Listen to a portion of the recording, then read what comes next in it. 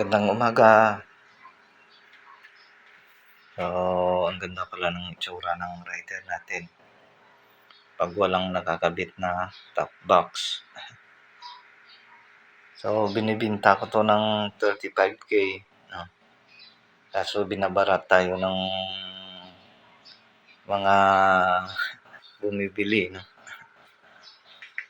So, yung spec nito, stock mags, stock yung makina, stock pipe.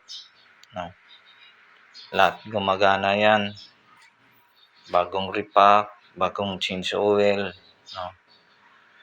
Hindi expire yung rehistro. So, walang gustong bumili, project bike na lang natin to. No? Yung lakas nito hindi pa nagbabago.